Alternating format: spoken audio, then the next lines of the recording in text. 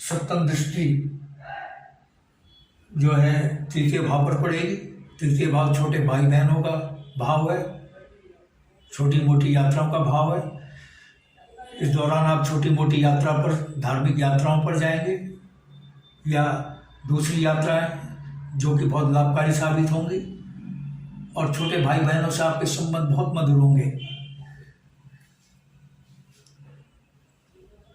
मंगल देव जब 4 अक्टूबर को तृतीय भाव में प्रवेश करेंगे, तृतीय भाव जो है पराक्रम का भाव कहलाता है, ऊर्जा साहस का भाव कहलाता है, पुरुषार्थ का भाव कहलाता है।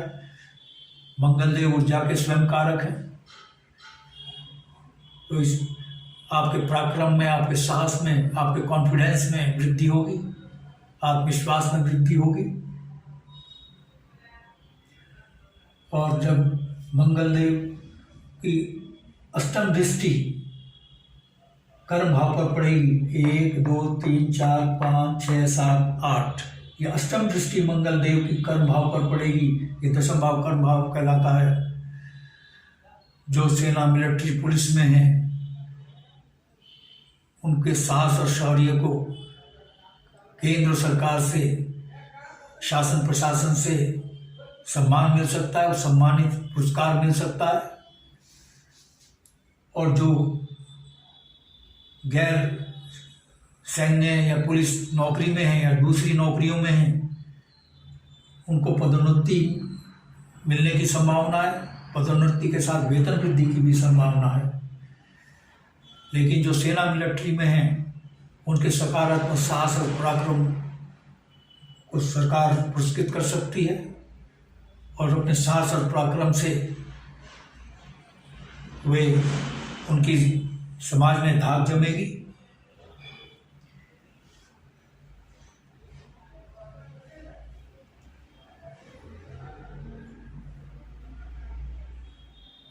और मंगल देव की जो दृष्टि है, चतुर्दृष्टि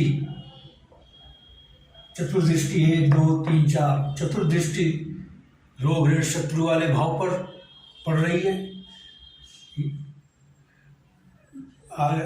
आपको जो सिंह राशि के जातक रोगों से पीड़ित थे, विशेषकर इंस्टेंटाइन, किडनी, लीवर, क्योंकि ये किडनी, लीवर, इंस्टेंटाइन से संबंधित बीमारियों का सिस्टम भाव है, उससे निजात मिल सकती है। और शत्रु आपके पराजित होंगे, और जो फंसा हुआ पैसा है वो आपका वापस मिलेगा, क्योंकि रोग, ऋण, शत्रु का भाव है।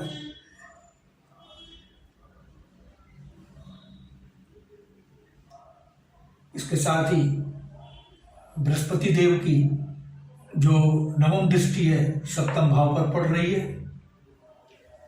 जब बृहस्पति देव 22 अप्रैल को नवम भाव में आएंगे तो उनकी दृष्टि ये सप्तम भाव पर पड़ेगी। 1 2 3 4 5 6 7 8 नवम भाव ये हुआ। सप्तम भाव विवाह का भी भाव है, गृहस्थ जीवन का भाव है, व्यापार का भाव है। चूंकि शुभ ग्रह की दृष्टि इस भाव पर पड़ेगी, जो बिजनेसमैन है उन्होंने इन्वेस्टमेंट किया है और इन्वेस्टमेंट पर रिटर्न अच्छा नहीं मिल रहा है या बिल्कुल नहीं मिल रहा है, उनको बहुत अच्छा रिटर्न मिलेगा, उनके मुनाफे में इजाफा होगा। और जो सिंह राशि के जातक हैं, मैं उनकी बात कर रहा हूँ। सिंह राशि के जातक जो बहुत समय से विवाह की आस लगाए बैठे हैं, सन 2022 में उनके विवाह में अनेकों विघ्न बाधाएं आ रही हैं, उनका विवाह नहीं हो रहा है, उनके विवाह की आस पूरी होगी और वो विवाह बंधन में बंधेंगे। पारिवारिक जीवन गृहस्थ लोगों का सुखमय होगा, क्योंकि बृहस्पति देव की दृष्टि पड़ रही है। लेकिन मंगल देव की जो चतुर्दृष्टि यहाँ पर सप्तम भाव में पड़ेगी, जहाँ वो व्यापार में ग्रोथ करेंगे, बिजनेस में ग्रोथ करेंगे, लेकिन चूंकि उग्रता के कारक हैं, तो गृहस्थ जीवन को सुखमय बनाने के लिए परिवार के सदस्यों को चाहिए, पति पत्नी और जो सदस्य हैं, कि वो उग्रता को न अपनाएं। एक दूसरे के प्रति सहनशीलता को अपनाएं, क्योंकि मंगल देव की चतुर्दृष्टि उनको उभरता अपनाने के लिए प्रेरित करेगी।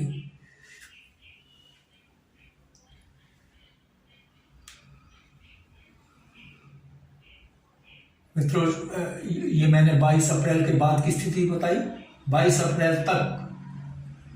अप्रैल को तो बृहस्पति देव मेष राशि में आएंगे, लेकिन 22 अप्रैल तक वे अपनी मीन राशि में रहेंगे। 22 अप्रैल से पहले जो ये अशुभ भाव है, अशुभ भाव जो होता है ये दुर्घटना का भाव है, मारक भाव कहलाता है। दुर्घटना के साथ साथ बीमारियों का भाव है। अतः 22 अप्रैल तक विशेष सावधानी अपनानी है सिंह राशि के लोगों को, अन्यथा अप्रिय घटना घट सकती है। वाहन धीरे से चलाएं, सावधानी अपनाएं, बीमारियों से सावधान रहें। Prevention is better than cure, ये कहा गया है। ज्योतिष विज्ञान कोई डराने का काम नहीं करता है, सावधान करता है। अगर आपने सावधानी बरती तो जो अशुभ घटनाएं हैं उनसे और उनके अशुभ परिणामों से आप काफ़ी बच सकते हैं। 15 जनवरी को सूर्यदेव मकर राशि में प्रवेश करने जा रहे हैं। सूर्यदेव जो मकर राशि में प्रवेश करेंगे तो बिजनेसमैन को काफ़ी लाभ होगा। पुनः बिजनेसमैन को ग्रोथ मिलेगी बिजनेस में और उनके मुनाफा में वृद्धि होगी, क्योंकि सूर्यदेव की सप्तम दृष्टि भाव पर, लग्न भाव को पड़ी, जो आपका व्यक्तित्व का भाव है। आपके व्यक्तित्व में निखार आएगा, सूर्य की तरह आपका व्यक्तित्व चमकेगा, आपका समाज में मान सम्मान बढ़ेगा और आपको सरकार, शासन, प्रशासन से सम्मान भी मिल सकता है 2023 के दौरान। 16 फरवरी को शुक्र अपनी उच्च मीन राशि में प्रवेश कर रहे हैं। मीन राशि शुक्रदेव की उच्च होती है, अतः आपको सावधानी बरतनी है इस दौरान। जो सावधानी आपको 16 फरवरी के बाद भी आपको सावधान रहना है दुर्घटना से, बीमारियों से।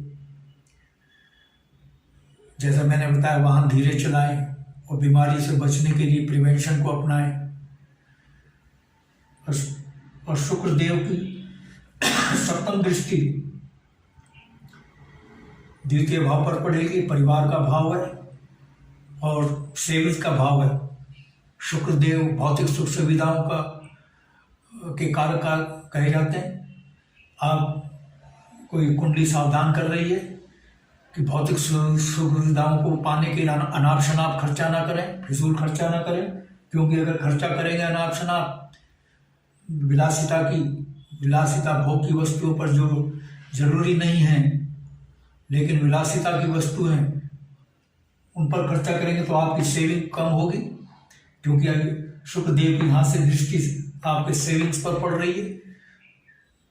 तो सेविंग्स को बरकरार रखने के लिए आपको खर्चों पर कमी, भौतिक सुख सुविधाओं के खर्चों पर कमी लानी है, उस पर नियंत्रण रखना है।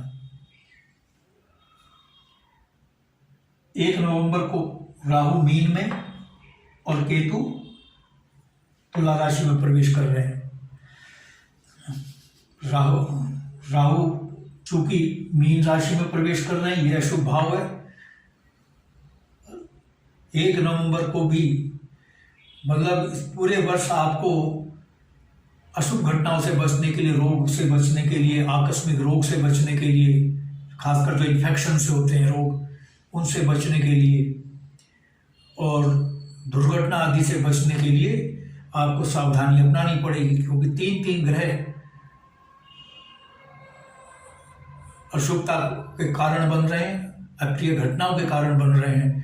तो इसलिए फिर जैसा कि मैंने बताया कि ज्योतिष विज्ञान डराने का काम नहीं करता, सावधान करता है। आप सावधानी अपनाइए, वरना अशुभ घटनाएं, अप्रिय घटनाओं का फल भोगना पड़ सकता है। केतु तृतीय भाव में प्रवेश कर रहे हैं। केतु आपके, चूंकि यहाँ मंगल देव भी मंगल देव के भी साथ होंगे। आपके पराक्रम में वृद्धि होगी, साहस में वृद्धि होगी, कार्य क्षमता और कार्य कुशलता इस दौरान बढ़ेगी। जो लोग राजनीतिक क्षेत्र में हैं उनको भी कामयाबी मिल सकती है। मित्रों, बताने के लिए और भी बहुत कुछ है, लेकिन वीडियो बहुत लंबा हो जाएगा। कुल मिलाकर सिंह राशि के लिए ये प्रबल भाग्योदय का वर्ष है। जब भाग्य प्रबल होता है तो बहुत उपलब्धियां होती हैं। ये उपलब्धियों भरा साल है सिंह राशि के लिए। मित्रों, यदि आपने मेरा चैनल सब्सक्राइब नहीं किया है, I request you to please subscribe my channel. Bell icon दबाकर चैनल सब्सक्राइब करें, जिससे मेरा अगला ज्ञानवर्धक एपिसोड आपके पास पहुंचे। और मैं फ्लूट भी बजाता हूँ, बांसुरी का वादन भी करता हूँ, फ्लूट ट्यूटोरियल भी डालता हूँ। जो बांसुरी सीखना चाहें वो भी सीख सकते हैं मेरे फ्लूट ट्यूटोरियल से देख करके, वो भी आपको मिलेंगे। इसलिए आप सब्सक्राइब करें लाभ उठाने के लिए मेरे चैनल का। और यदि आपके मन में कोई प्रश्न या क्वेरी है तो आप कमेंट बॉक्स में कमेंट कर सकते हैं। और यदि आप अपनी जन्म पत्रिका या लग्न कुंडली का एनालिसिस कराना चाहते हैं तो आप अपने प्रश्नों के साथ अपनी जन्म तिथि, जन्म स्थान, जन्म समय तीनों बिल्कुल ठीक ठीक मेरे व्हाट्सएप नंबर 94117696 पर भेज सकते हैं। मैं आपको तुरंत रिप्लाई दूंगा। मित्रों, बस आज इतना ही। धन्यवाद, नमस्कार।